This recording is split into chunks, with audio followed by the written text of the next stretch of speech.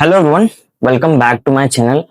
From 2025, the admission process of TESS is totally changed, specifically HRM, ODCL and MHA courses.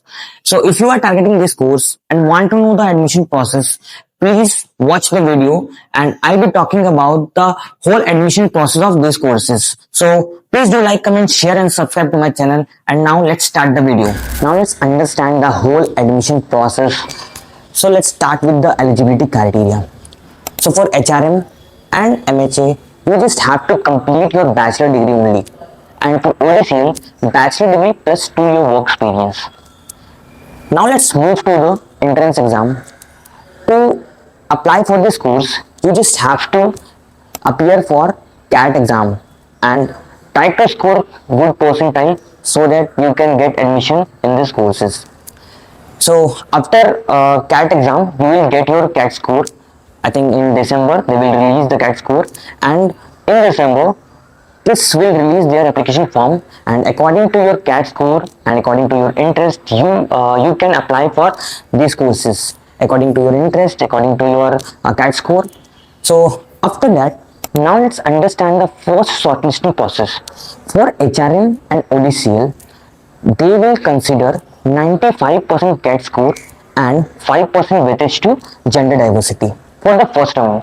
And for the MHA, they will consider 90% weightage to CAT score and 5% academic diversity and 5% gender diversity. After that, they will take online interview. Online interview is for HRM and ODCL. And for MHA, you just have to appear for online assessment. Online assessment is different from online interview because it includes extempore as well.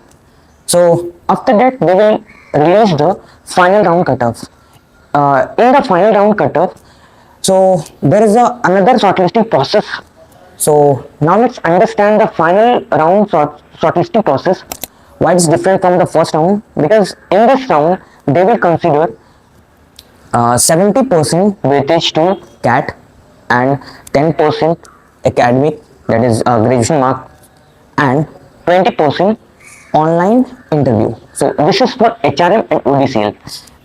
For MHA, 80% CAT score and 20% online assessment. So in this way, they will shortlist you, and after that, they will release the composite score and composite cutoff.